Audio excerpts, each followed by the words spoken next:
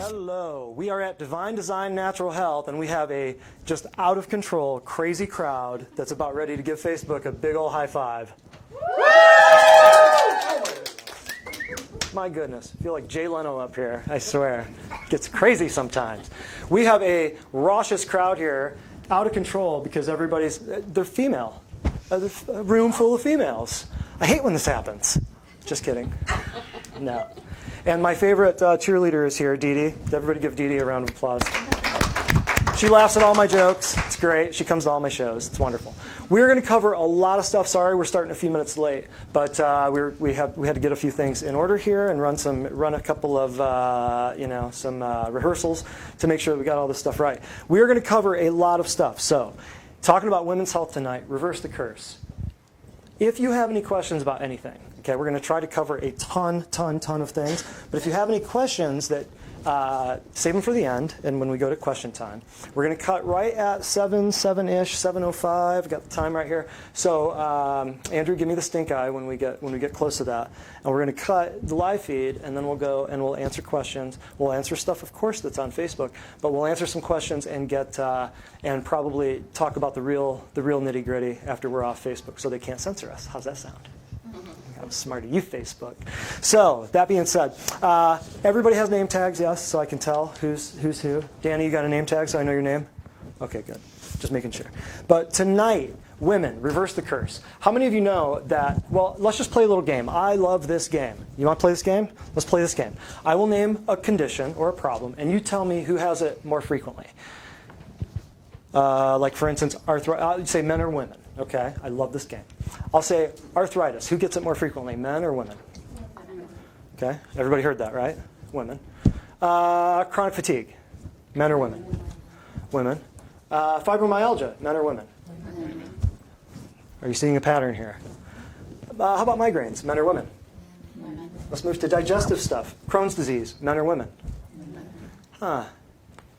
Ulcerative colitis. Men or women? Okay, well, let's go endocrinology here. Let's go diabetes, men or women? Say it. Who? Is anybody seeing a pattern? Okay, now let's go. Let's ask a different question here. Who lives longer, men or women? Huh.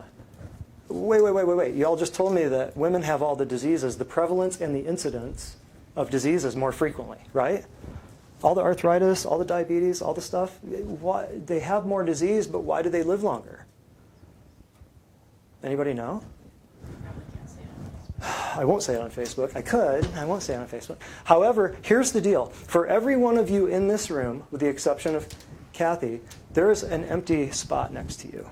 It doesn't have to be a husband or a boyfriend or a significant other. It could be a friend, you know. But for the most part, those who are married or with a significant other, here's what's happening. You are getting healthy.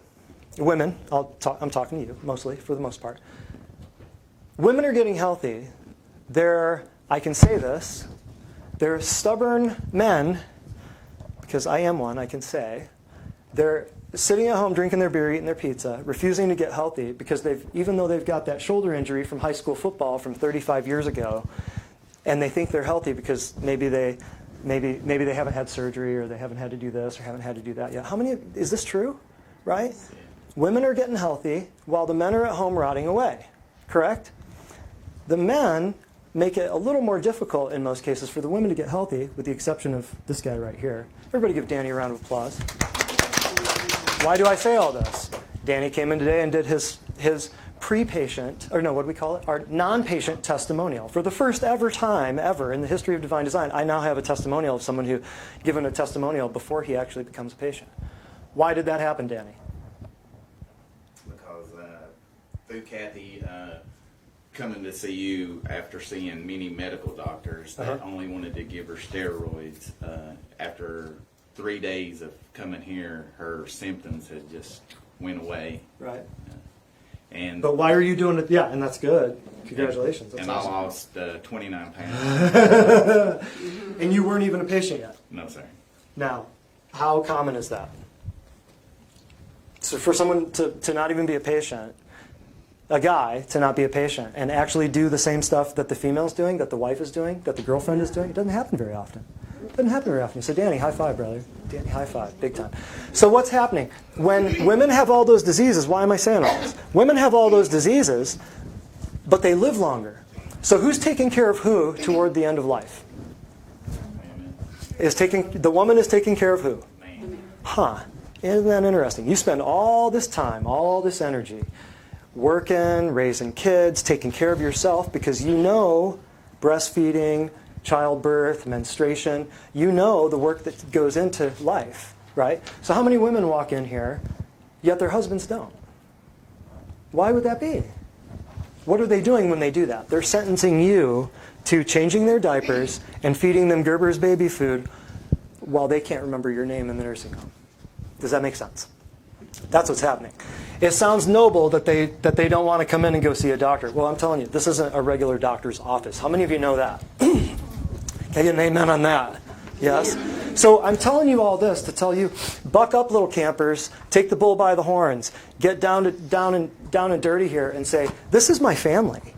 You're going to a doctor that's not going to cut you and drug you and kill you and maim you. We're going to raise up our family, and we're going to break out of this whole mentality of it's the woman that's supposed to raise the kids and feed them and water them and cook everything and blah, blah, blah, blah. And I refuse to let you get older and die early where I have to then, when I'm done taking care of the kids, then I get to take care of you. How selfish is that? For the guy, how selfish is that? That is the ultimate in selfishness. And I can say that because I'm a guy. Does everybody track with that? It's lunacy to think that a female would come here and the male would not. Lunacy. Because everybody's aging. Isn't everybody having to fight the same stuff that we talk about in all of our other classes? The food, the GMOs, the air, all the stratospheric aerosol geoengineering, we'll call it what it really is. The food, the air, the water, all the crap in the water, all the drugs. Isn't everybody having to fight this at the same time? The guy's fighting it. So here's what I'll say to this. There are only two roads in this whole health journey, okay? One road you will do by choice. The other road, if you do not take the choice road, you will go down the force road. You will, by choice, do nutrition and prevention and self-care and maintenance by choice, or you will be forced, at some point, mark my words, you will be forced to take the other road. Not the nutritional road. What's the other road called? Drug road, pharmaceutical boulevard, whatever you want to call it. You'll do it your way, or you by choice, or you will be forced to do it their way. And when they're coming at you with the premiums and deductibles and copays and the disability and the Medicare and everything, and it looks like it's free, which way are you going to go when you're sick? You know it, right? So here's the deal.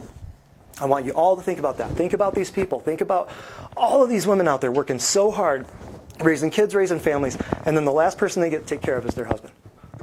Because he didn't want to go, I'm too good for a doctor. It's asinine. It's lunacy. I'll call it out. Darn it. So Danny, love you, man. High five. He's not even a patient yet. Give that guy. Yes. Look at that. And what was it you said? I said, why are you doing this? One thing, he said, because I love her. Yeah. Made me want to puke all over myself. It was so cute. Loved it. So I want to blow through a lot of stuff here because we've got limited time and I want to cut right to the chase. Women. I used to teach a class called Beauty, Birthing, Biopsies. I've done various iterations of it. Why do I call it that? Because it goes in that order. You go women, you start, you grow up, it's all about the beauty thing. You're doing, I'll write it out this way, beauty, birthing, biopsies. It's not the name of this class, but I want to write this out so that you can kind of see the progression. Beauty. What's happening at that stage of your life? We're talking young girls. We're talking teenagers. What's happening? They're developing. They're going through menses. They're starting their period, right? So when they go in, the doctor says, oh, you're cramping, you're bleeding. Well, here, take this. It's a birth control pill. So from that day on until they're in their 30s, they're in a state of controlled menopause. That's what it is. Let's just call it what it is. They're on birth control pills, or whatever. We'll call it BCPs. They're in a state of controlled menopause because of a situation where they're cramping or bleeding. Is the cramping or bleeding a disease? No, it's a stage of life. Is the cramping or bleeding made worse by some of the things they're putting on and in their bodies? Are they being told by the OBGYNs? Are they being told by the family practice people or the internal medicine people? Are they being told that the tampons with the bleached cotton, genetically modified stuff breaking off in your uterus 5 to 7 days a month for 24 years, are they being told that those little fibers are breaking off and causing cysts and fibroids and endometriosis, and they're going to have to get scraped? Or better yet, after you've been on birth control pills for 20, 30, 40 years, are they being told after all of that stuff and then you're on hypothyroid medication for this many years and that many years and depression and anxiety meds and all this, are they being told any other options besides a hysterectomy, full or partial? Nope. By the way, most hysterectomy patients, if you look at it, do a mental check with your moms, your aunts, all that stuff, your grandmas. Most hysterectomy patients are missing a gallbladder from a previous surgery. Did you know that? Do a little mental check. I'd love to know the stats on that. So the birth control pills, that's one thing. The cosmetics, the hair color. I see you guys talking like, oh yeah, Aunt so-and-so. Yeah, she got her gallbladder out and then she had a hysterectomy. Huh. Is there a pattern there? You bet. Is anybody being told? Say what? I had mine the same year. You had your gallbladder out and a hysterectomy? Oh, you think there's a pattern? Could those two things be linked? No. Come now. That makes sense though, right? Cosmetics. So we ain't even got to, listen to me, Tennessee, we ain't even got to birthing biopsies. Tennesseanese coming out. We're just still right here in teenage adolescent years. Okay?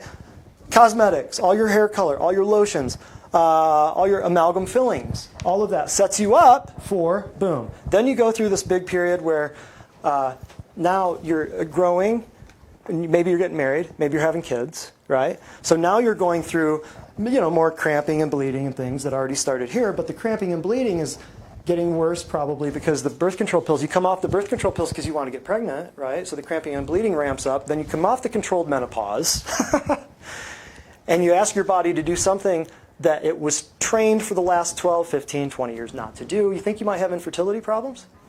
You're coming off controlled menopause. Are you thinking about your kids, your grandkids? You thinking about their grandkids?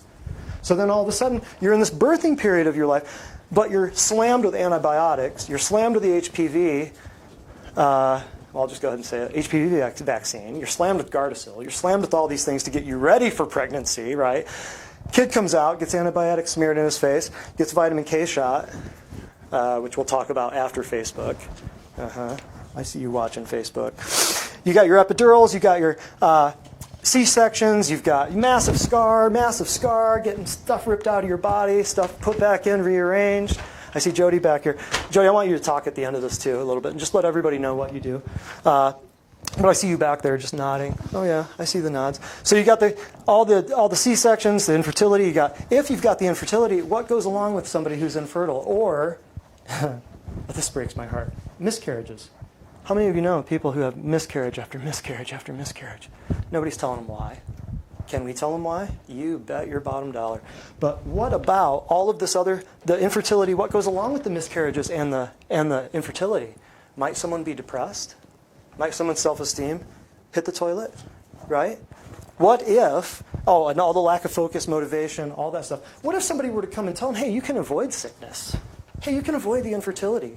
You can avoid all of this nonsense that nobody's telling you about. What would happen if somebody showed up and told them that?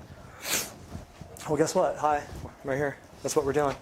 That's why somebody needs to be in that seat right next to you. Somebody needs to be. It's great talking to, patients and people who come to the classes and stuff like that. But if you're coming to this class without telling somebody, or you're watching this stuff on Facebook and you're not sharing this or sending this to somebody or typing in your aunt or your cousin's name or your mom's name, get on the ball, because we are bringing thunder and we're spitting the truth. We haven't even gotten to biopsies yet.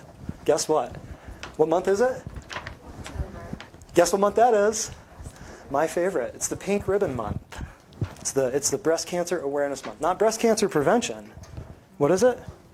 Awareness. Who needs to be more aware of it? Right, that's what I thought. Okay, so then here we got all the birthing stuff. Then biopsies. Then you get to this stage in the game, they're coming down your throat, right, with all the mammogram stuff. They're coming at you. They're just putting you against the wall. They're coming at you with HRT. They're coming at you with Botox. They're coming at you with all of the creams and smears and craziness, right? We won't even get into that. If you haven't already gotten implants by this time, or this time, Now you're starting to realize, if you do have implants, now you're starting to realize and hear about this new thing called BII. Anybody know what BII is? Breast implant illness. Why would there be an illness associated with breast implants? Anybody? Anybody? Not natural, correct. Synthetic. Two invaders put into your body, right? What's going to happen to your immune system regularly? If you've got two invaders made of plastic and chemicals, Constantly fighting it. Might you be drained of energy? Might you be maybe experiencing autoimmune conditions that no one can figure out? Might you be experiencing arthritis in your joints bilaterally? Might you be having skin problems, depression, all kinds of stuff, right? Is anybody telling them this? No. But now there are doctors that are just doing explants. And do you think it's cheaper to get them put in or taken out? Why? Taken out. You're right. Why? Because hardly anybody does it, right? So now you've got doctors that are just doing explant surgeries. There's entire Facebook groups of women, tens of thousands. It's like the Moms Against Vaccines things that are just tens of thousands of people just putting pictures on there. It's all closed to guys. Guys, don't get your hopes up. It's all closed to guys, and it's, women can log on and get in there and say, this is the picture of what's happening to me, and this is my symptoms. And then other women get on there and go, that's exactly my symptoms. I wonder if it could have to do with, oh my gosh. And then all of a sudden the light bulb goes off. We've had probably 5 or 6 maybe patients that have followed through. It's hard to be the messenger on something like that, but we've had probably 4 or 5, 6 patients that have removed their implants. And guess what happens to their symptoms? But if you're not preparing ahead of time, say you did get implants, say you did have all this stuff, say you did have, what's another implant that people have down here? IUDs, right? Oh, little copper things that spit metal into your bloodstream. Crazy. Isn't that crazy? Last time I checked, that was pretty toxic to you. Oh, and that's a little cage for your make sure your eggs don't go anywhere. Don't get me started on that one. But say you've got the implants, you've got the little trochees, the little insertable wax pellets. You guys seen these? Yeah? You got scars, IUDs, all this stuff. You're already dealing with the cosmetics and the toxins and this and that. You think you might back up with toxic fluid in your body and experience something called hot flashes? You think? Right? Why is nobody telling anybody this? Let me ask anybody in this room. Did your mom, let's go back in the 40s, or even before that, did anyone ever experience hot flashes? Like, did anyone's grandma ever complain of hot flashes? Grandma? Mom? Did anybody ever? I'm looking around the room at a room full of women. No hot flashes? Or your mother? But me. But you. How about you, Robin? My mom did, I knew, because I remember her opening the freezer. Oh, okay, yeah. Oh, yeah. Open the freezer. Oh, yeah. How about anybody else? Who else? Jody, what do you think? My grandmother's didn't. My mom did a little. Okay. How about Kathy? Anybody? Grandmother didn't. Mom did. Anybody see a pattern? I'm a pattern guy. I like patterns. I see patterns. I love checkerboards. Anybody else? Grandma. Grandma's never. Mom, sorta. Does anybody remember me talking about Pottinger's cats?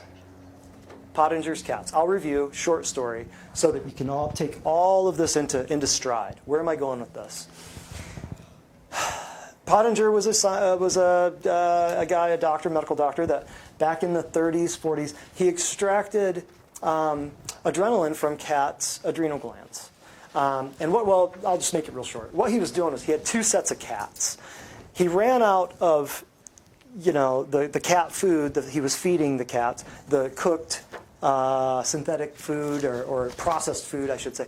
And he went to the butcher and got organ meats and bone marrow and, milk and cat's normal diet. What he found between the 2 groups of cats was that this group of cats over here, I'll say this is the bad diet cats, synthetic or processed foods, cooked milk, cooked meat, things like that. This group over here, within a generation, it seemed okay. Second generation, started seeing some problems. When a third generation, very, very, very sick. Over here, the cats who were, eating their indigenous diet of uncooked meats, milk, things like that, they were robust, healthy, no infertility, no cancers, no heart disease problems, no tumors. They were robust and healthy. Over here, the bad food cats, within 3 generations, they had cancers, they had arthritis, they would eat each other, they would fight, they had road rage, let's say. They were confused about their gender. They had all of these, there were certain tendencies that they exhibited that were not heterosexual, normal cat-like tendencies, if you can track with me on that. What am I saying? The hot flash thing. Where did hot flashes come from? They weren't in Grandma's generation, were they? Yeah, they weren't in Grandma's generation. They started kind of appearing in Mom's generation. Everybody tracking with me? And now they're just full-flown, like, you know, hey, it's a normal thing, like everybody gets them. How do we treat them? Well, we've got this drug, we've got this, we've got that. What are hot flashes? You've got toxic fluid building up in your body. Your drainage channels aren't working. You're not sweating, you're not peeing right, you're not pooing right. Where do you think that hot fluid, that toxic fluid, is toxic fluid going to be hot or cold just by nature? It's going to be hot. What's your body temperature? 98.6-ish, right? So if you get toxic stuff in your body that doesn't go anywhere, the temperature is going to go up or down, right? Hot flashes. The next time someone complains to you about hot flashes, tell them about this class, okay? So a lot of these things we've already covered. I won't even go into much of this stuff because like the beauty, the cosmetics, the hair color, the lotions, we did a class a little while ago, Get Out of My House, I think was the name of it, about the toxins. I want to cover that here, the video real quick, because we tried to play it during that class and we had a little, we posted it in the comments later, but we had a little technical glitch. I want to post that here so that you can kind of tie together. If that's the case with hot flashes, what do you think is the case with cancer? What do you think is the case with heart disease, diabetes, stroke, hypertension? What do you think is all the irritable bowel, the arthritis, all those diseases I mentioned at the beginning that women get more of, yet they live longer? Think about that. So I want to show this, and just to review, we're not going to talk about all the chemicals. I want to just show this. It's like a 3-minute trailer to clue you guys in on this, okay?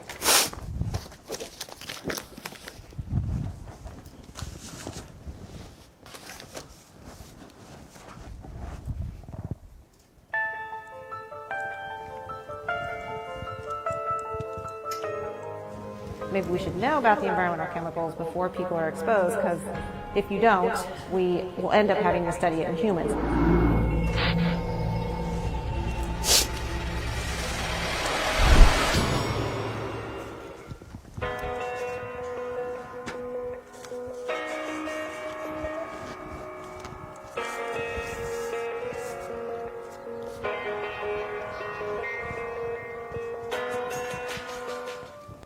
I was diagnosed at 37 with invasive ductal carcinoma, stage 2. My cancer wanted to move. We went in just to my OB-GYN and she diagnosed me with polycystic ovarian syndrome. They have no idea why I have it and I haven't been able to get pregnant. We've been trying for about three years now almost. There's many, many chemicals that we're all exposed to that have been linked to reproductive problems and infertility. Obviously it makes me think, well, hello. You know, we surround ourselves by these things. I have a 12-year-old brother who's significantly impacted by autism. Do chemicals cause autism? Well, that's the question of the hour, isn't it?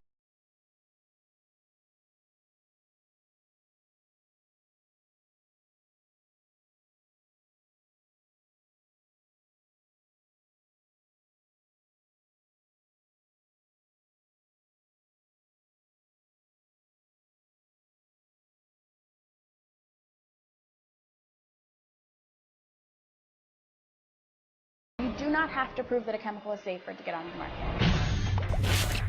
You can't explain it by just genetics, right? Genetic drift does not happen in 20 years. So there has to be some type of other factor that's going on that explains this. And chemicals are certainly one thing that's gone up dramatically in the last 50 years.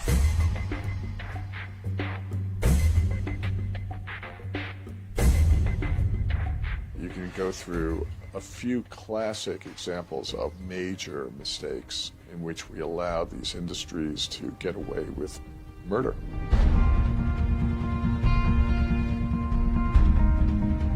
Too many people are affected by this. We need your help. This is a safety issue. I'll be honest, I take offense when anyone would even insinuate that our industry is supporting an increase in the body burden of chemicals. It does feel like somebody fell asleep at the red phone and it's been ringing. When you tell Americans that the Chinese have better protections than Americans do, they're shocked. We need a movement around this because that's how things get done.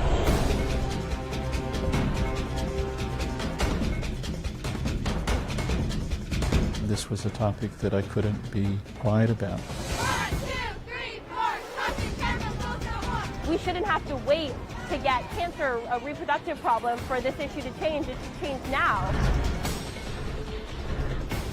Did you ever read that book, Horton Hears a Who? And they're all screaming, we're here, we're here. There's like this group of little people sitting on a speck of dust who are like, we're here. There's going to be some type of opening that will bring this issue to light.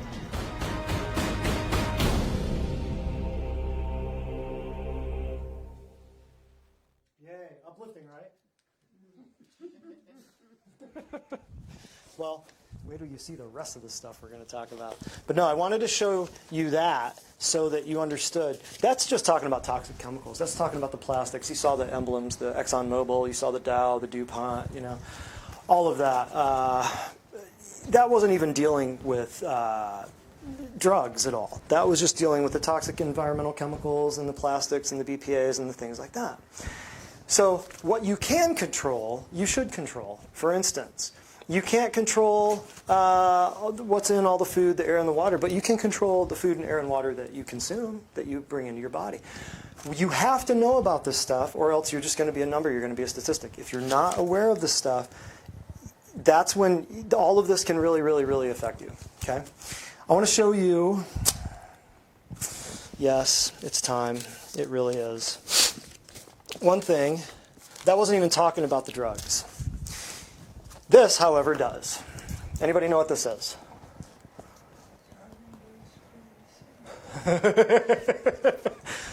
You win the award, Dorothea. It is a book on drug-induced diseases. How did you know? It's a textbook. It's a medical textbook. It's written by a couple of pharmacists. There's a textbook on it. I'm not making this up. It's right here in my hands. There's a textbook on drug-induced diseases. Pharmacists know about this stuff. If the things that we just talked about there, the birthing, the beauty, the biopsies, I could look up your birth control pills in here and tell you what they know that it will cause. Right here. I mean, I use their own stuff. This isn't opinion. This isn't like a bunch of emotional, oh, he's a chiropractor and he hates medicine. No, no, no. There's a place for medicine in the emergency room. But when they're killing your aunts, your uncles, your cousins, your kids, and your grandparents with things that they know are causing disease, they're putting it on your TV and they're telling you it's good for you, but it's a dead, inert, toxic chemical that you expect to get life out of your body by putting it into. Does that make sense to you? But your entire government, your entire school system, everything is telling you it's right in your face. It's hidden in plain sight. Okay? So McKay's? Maybe. Maybe. I don't know. I mean, it's a textbook. Maybe. Yeah. So drug-induced diseases, from here on out, you're going to see this sitting on my coffee table out front. Because when people come in, if they want to be on drugs, they won't be a patient here. First of all, not by, you know, we'll help them get better, but if they are married to their drugs, or if they're married to the idea that Lipitor is saving their lives, we'll educate them to a certain point. But, you know, all it takes is one trip back to the medical doctor and watching 8 hours of TV a night, and they're on 5 meds. You know, they can offset, you know, 6 months of us getting them, you know, losing 29 pounds without touching them. They can offset that in one visit. Boom. But it's easy because your premium pays for it. And you have a little tiny copay, right? So let me just read. I opened this up. It came today. And I thought, perfect timing. Because I want to just open this up and I want to just read you the first page. The first paragraph. It's like right under your nose. Now some of these people, I'm not saying they're evil. I'm not saying, some of them are. I'm not saying they all are. Some of them are. I'll just go ahead and tell you. Okay? Well, okay. Sir William Osler, you might have heard me say a few other quotes by William Osler. He was a very, very, very famous British physician a long time ago, 1849. He died in 1920-ish around. But he wrote this in the very first page, okay? The desire to take medicine is perhaps the greatest feature which distinguishes man from animals. Do you ever see animals taking medicine? Only what we give them. Right. And here's the deal, too. A lot of medicines were discovered by watching a bear, no, I shouldn't say medicines. Let's say a lot of cures, a lot of fixes. Like bentonite clay was discovered by the Native Americans watching bears who had eaten a lot of berries that couldn't go to the bathroom. They'd go down and they'd eat bentonite clay. Native Americans watched bears do this. So what did we start realizing that bentonite clay was good for? To get things out of your gut, to break up constipation. So observation. So Sir William Osler said that. However, this is the part I wanted to show you. That man, it separates man from animals wanting to take medication. Isn't that crazy? And William Osler was also the same guy who said, he who takes a medication has to heal twice. Once from the disease, and once from the medication. William Osler is also the man who said more than 80% of the diagnosis can be made by history alone. What does that mean, by history alone? Does everybody know what that means? In other words, William Osler was saying 80% of the diagnosis can be made by me saying, hey, Kimberly, what did you do right before this? The pain started? The history, the patient history. Hey, what did you do right before this? Or, hey, we've got a food log. So, hey, you started having migraines on Wednesday night. Okay, let's look back through your food log and say history, history, history, history, history. 80%. That is a very good number. Nowadays, how are diagnoses made? Tests, right? MRIs, CAT scans, blood work, x-rays. To most times coming back to a response of everything looks normal. It's within normal limits. No abnormalities detected, right? Isn't that crazy? But we've got these multi-billion-dollar Tesla 3 MRI machines that I just got petitioned to give a bunch of money to for an imaging center. Or no. The imaging center wanted me to write a letter to say that we need imaging. I'm like, I'm in practice 5 years. I've taken 3 x-rays. Are you kidding me? Get out of my office. Why would I? No way. But that thing's millions of dollars. So we're going to take picture after picture after picture after picture of things just to pay for that machine. Here's why I want to read this to you. Advances in pharmacotherapy have resulted in substantial improvement in patient outcome and well-being. Gosh, I wish we should put this up on the screen, but how hard would that be? Okay, fine. So advances in pharmacotherapy have resulted in substantial improvement in patient outcome and well-being. They're saying pharmacotherapy has been great, right? Did you read that? Specific examples can be found in virtually all therapeutic areas. Angiotensin converting enzyme inhibitors, adrenergic beta receptor blocking agents, aspirin, lipid lowering, antihypertensive drug therapies, among others. Did you catch that? One of them is a beta blocker. One of them is an ACE inhibitor. So we're talking about blood pressure meds. Patient outcome and well-being went up. Why? Because we controlled their blood pressure, right? Lipid-lowering drugs, those are statin drugs. Everybody tracking with me? Everybody know the side effects of statin drugs? It took us 40 years to figure it out. But here comes the early onset dementia and the Parkinson's and the Alzheimer's and the muscle aches and the back pain. Nobody seems to know where all this crap's coming from. But you look at these people, they're all on statin drugs. They're all on lipid-lowering drugs, fat-lowering drugs, right? The list goes on. Cardiovascular disease, blah-da-da-da-da, diseases including antiretroviral agents, management of acquired immune deficiency syndrome, improved drug therapy for mental illness. How many people do you know whose lives got better from drug therapy for their mental illness? Seriously? Let's check into this. So all of the stuff that they list here, there's one thing in here that says that things got better. One was antimicrobial agents for a variety of infectious diseases. That's the only antibiotics.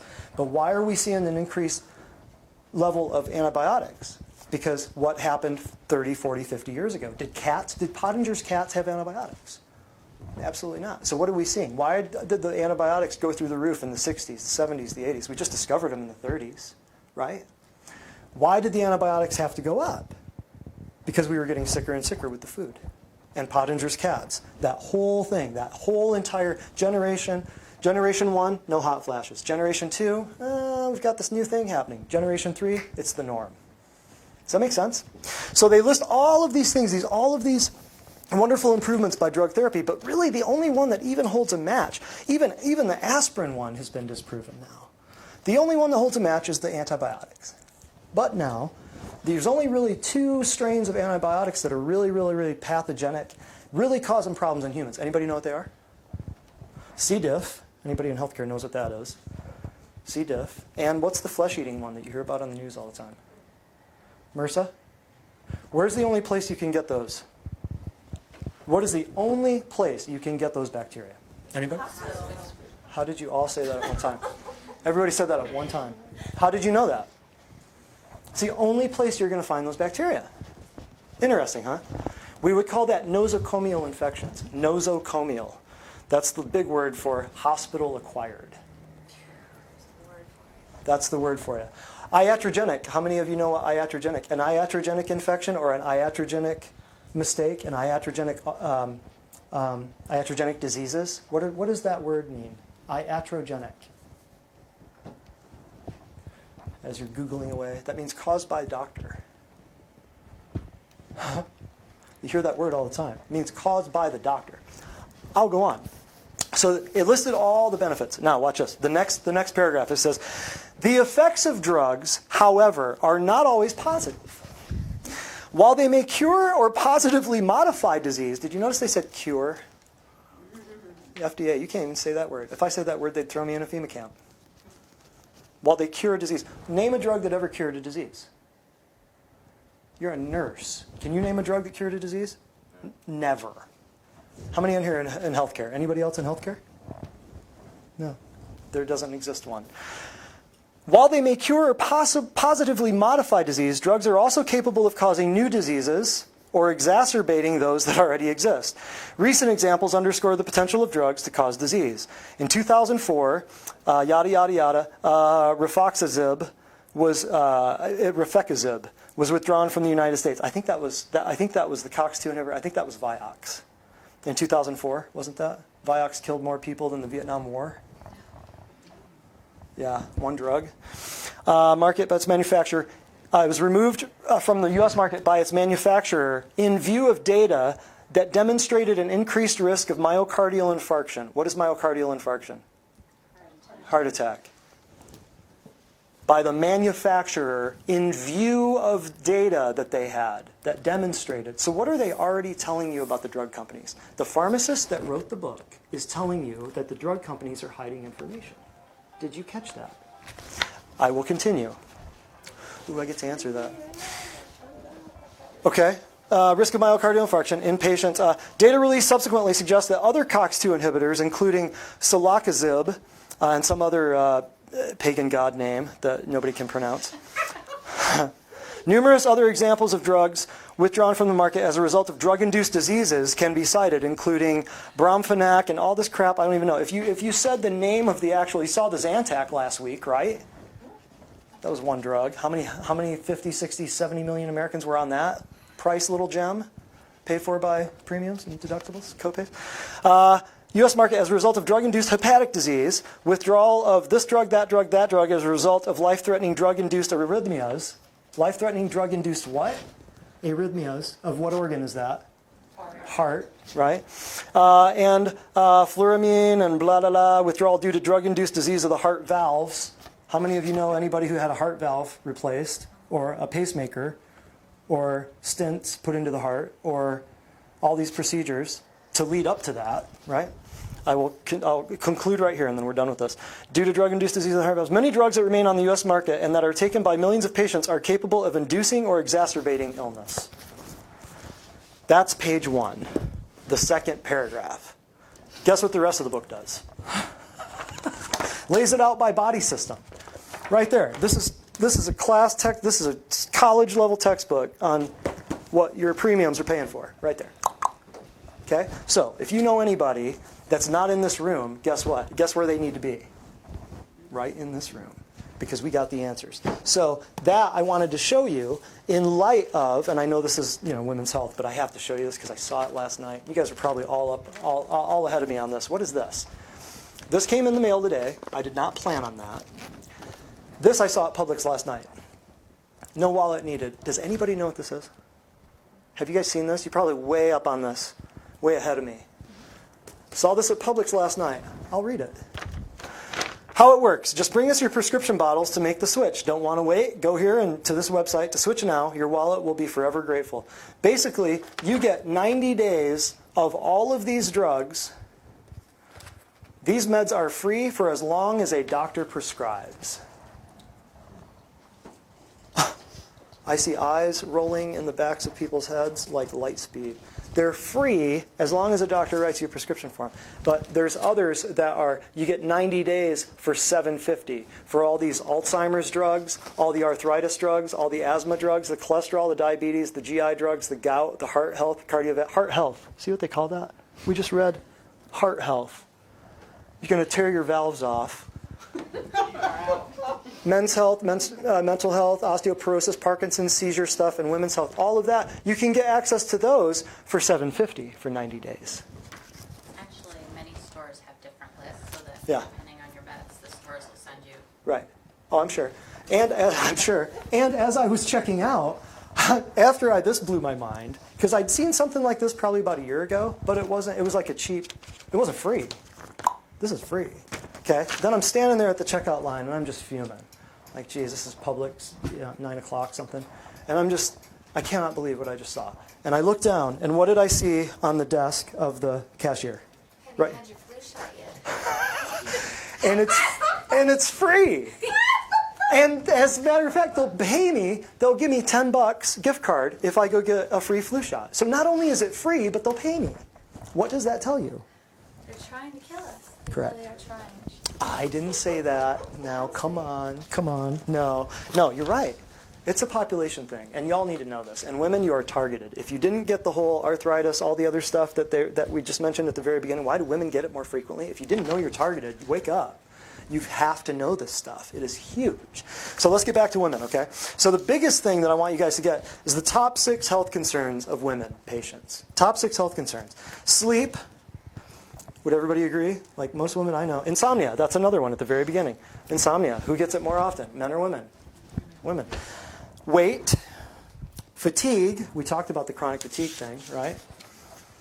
Mood instability, in other words, the focus, the concentration, the irritability, all those things that we mentioned when we got up to biopsies, right?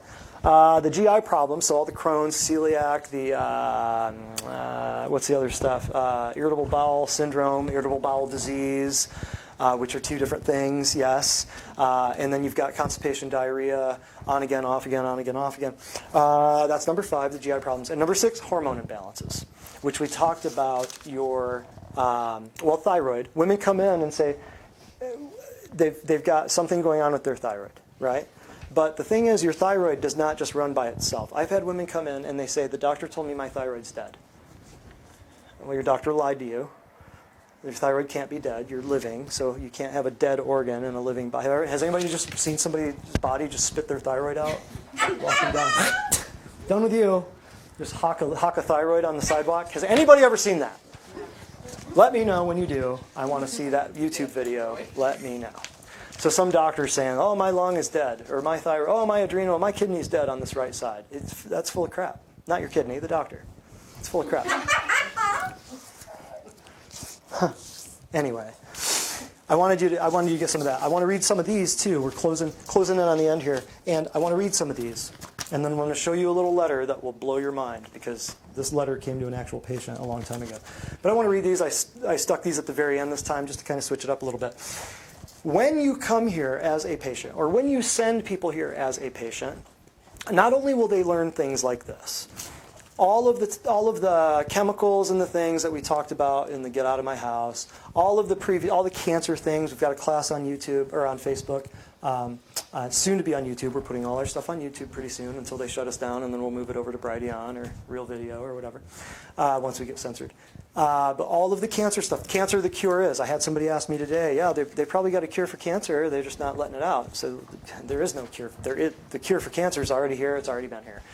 So there's a class on Facebook called Cancer, the Cure Is. There's also classes on Facebook called Birthing, Beauty, and Biopsies about women. There's also classes on our Facebook page, I shouldn't say just on Facebook, but on the Divine Design Natural Health page, all about many of the topics we've already talked about, the water, the food, the air. So I like to reiterate and draw some of this out in the open for people, but particularly, there's a few things about women that we'll talk about right at the very end. The reason why, when you tell people to come here, they give things like this. Because eventually, Danny, I was going to tell you at the very beginning, Danny came in and did the first non-patient testimonial before he gets started as a patient. He did the first ever non-patient testimonial today, just as being related to and living with Kathy, being married to Kathy. Her diet changed, and he lost so far 29 pounds, and we haven't even touched you yet. And he's getting handsomer. I know it's hard to believe. He's getting younger. He's getting sexier. Kathy tells me every day. Every day. She comes in here and just won't shut up about it as he turns red. So see, some of these as they pump fists. See how cute that is? Gosh, makes me sick. But they give us testimonials, much like Danny did today. He gives us a testimonial that will be on video, or will be on the internet soon. And this is why we do this. This is why I get more passionate. This is why I'm about to tell you some of the stuff that I'm about to tell you. We get testimonials such as this. Before I was coughing, I was congested, had runny nose, lightheaded, overall feeling terrible. We were leaving for Disney in 2 days. Okay, is this an emergency room? Yes. How are you now? Came back 2 days later, did laser, foot spa, magic supplements? Okay, magic supplements. That's great. And was 100% better in 2 days and able to enjoy vacation with my family. How many of you know if you went on vacation, I'm thinking, husband's thinking, okay, I dropped a bunch of money on this vacation. I'm dragging the kids along. The wife's coming with me. The wife's sick. Is it going to be happy wife, happy life? Or is it going to be... It's probably going to be a little bit of this. We just saved a divorce. You're welcome. I ought to bring the husband in here and be like, listen, I just saved you alimony, child support, half 50-50. You get in here, you give me a hug. Right? Get in here. No, but I've had a few husbands that say, hey, man, you handled the irritability thing or this or that. But when you fix somebody's libido, fix the wife's libido, usually the husband gets in there and gives you a big old high five. Oh, yeah. Oh, yeah.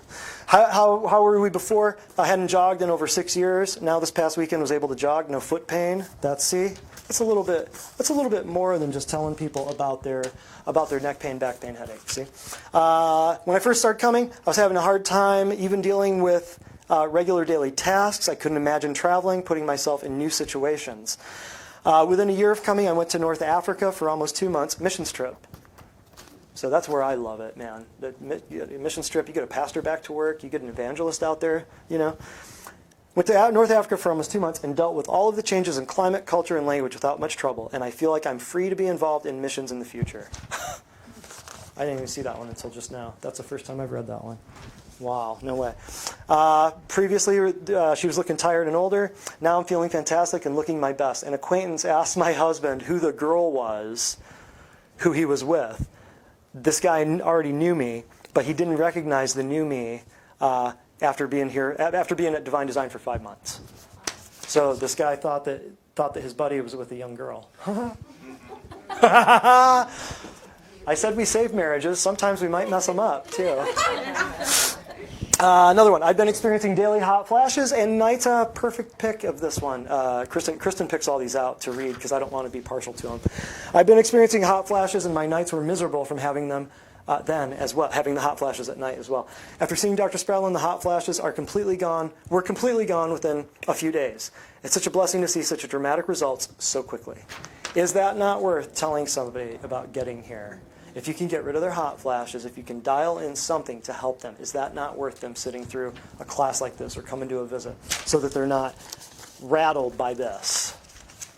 This will steal your life, your kid's inheritance. This will steal, because while you're at the nursing home, average nursing homes, $4 to $6 grand a month, I think, in the United States. Is the stats I saw recently. That's pretty heavy duty. You know, plus you're forgetting that you're spending the money because you have no memory. Isn't that crazy? Here is forget how much money you had because you don't have a memory anymore. How horrible is that? Okay, yeah, we won't get into that right now, but we're wrapping it up. So I want everybody to, Andrew, can you pull up this letter for me, please? This is very big. Oh, while you're doing that, too, you guys, in your folders and at home, if you have this, you should look through this and see how many of these pertain only to women. Let me know when you're ready. If you look at the 146 reasons why sugar is ruining your health, the toxic fluid I was talking about before, the hot flashes, the number one place that comes from? Sugar, exactly. So if you look at this 146 reasons why sugar is ruining your health, I love this thing because you can look at this and go, oh, sugar can exacerbate PMS? So when women get moody, what do they go for? Sugar. It's this cyclical, it's this revolving thing. Sugar can cause varicose veins. We have a class called anti-aging that we did a little while ago. Sugar can cause premature aging. Boom, there it is again. Decrease in sugar intake can increase emotional stability. There goes your depression and anxiety. So you ought to look at this and see how many of these pertain to women's. The women's. I want you to look at this. Ready? Does anybody know where this place is? Does that sound familiar? Yeah, it does? Okay, I hope I'm not getting anybody in trouble. Everything's been blacked out. I'm going to move over here so we can read this. This was a year ago. Patient brought this in. This is the Mary Ellen Locher. Is that how you say it here? This is Chattanooga, right? I can't remember. If you're in this room and you brought this to me, your name is not on here. Huh. What is that? Some of these pictures? Perfect. All of Andrew's pictures of his baby. Or was that my phone? What was that? Dear Mrs. So-and-so. Okay, so she went into the breast cancer center. And there's a few of them here. There's 3 of them. I want you to read this. This is the fear. Okay, there's only 2 forces in this universe. One's fear, one's love. Okay, one is from up top and one is from down low. I want you all to get this. What they're doing here. Oh, go back out a little bit. Or in a little bit, I guess. Yeah. Dear Mrs. So-and-so, imagine you just went in for a mammogram. How many mammograms are people told to get nowadays? After age 40, I think it's 1 a year or whatever. Is that right? I could be wrong. Or is it after 50? It's once a year. It's after 40. Once a year. I won't go into all the details. After 40?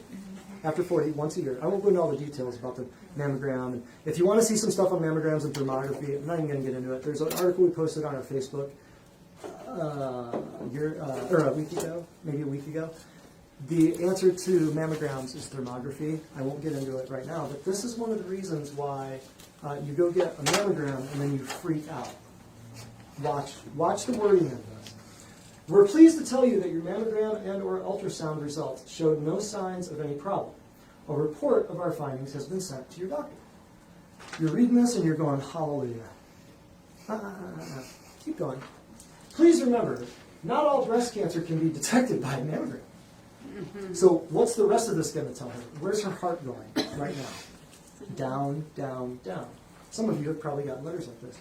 Some cancers can be felt before they are seen. To ensure the detection of any breast cancer as early as possible, a routine screening mammogram combined with an annual doctor's exam and your monthly self-examination is recommended. Didn't you already just have a mammogram? Right? You get that? Get that? You just had one. You're getting your mammogram. It's certified by a board-certified radiologist. So they're telling you, okay, well, we might need to do another one. Keep going. Please be sure to share the date and location of this exam with any new physician or mammography facility. Thank you for choosing the Mary Ellen Locher, I believe, Breast Center. If you have any questions or comments, please call us. Our mammograms are now double-checked by an RT image checker, in addition to professional reading by AI, artificial intelligence.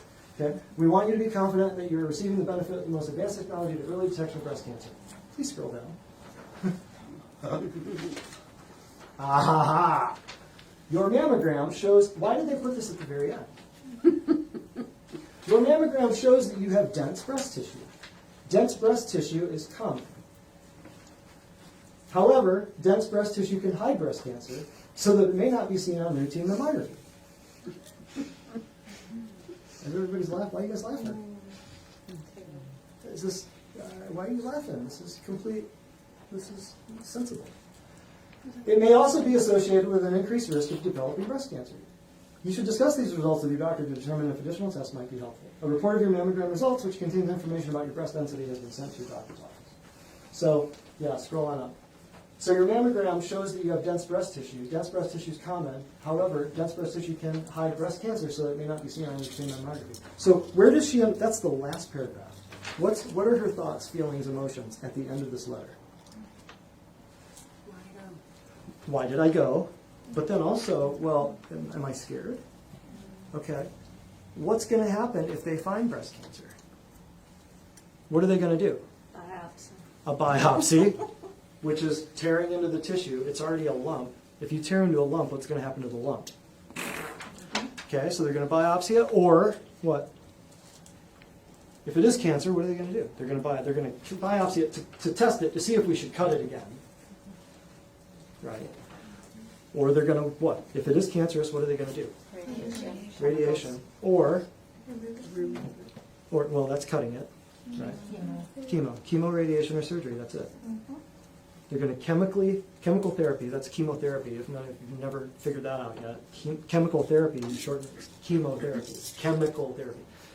It's chemo. They're going to radiate it, or they're going to cut it, or they're going to do something groundbreaking, which I realized a year ago when I was passing through Dayton, Ohio, that there's a big billboard that was talking about this new cancer procedure, and it was chemotherapy, radiation, and surgery all at once.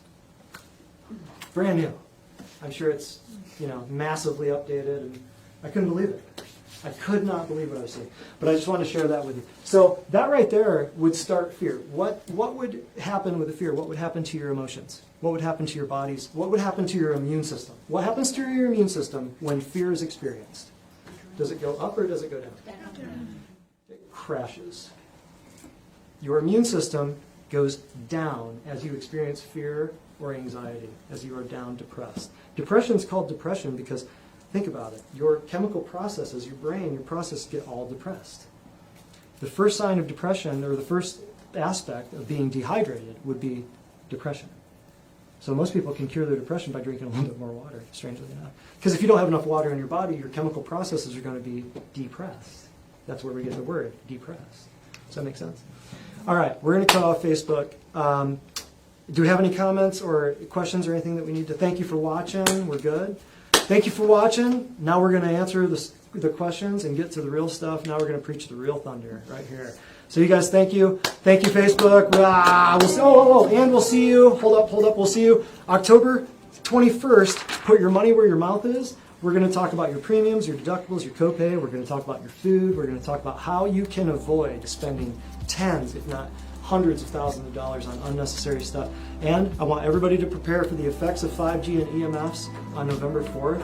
If you don't know anything about Wi-Fi, if you don't know anything about what's going on with cell phones, your microwave, if you don't know what's going on with smart meters and all the crazy stuff that's happening and going to be happening in the medical field, you need to be there November 4th. And there will be a bunch of stuff that we will not talk about on camera for that one, because it's big. But thank you guys. Give Facebook a big old round of applause as we hang out. Dr. Brett's family, the line is on.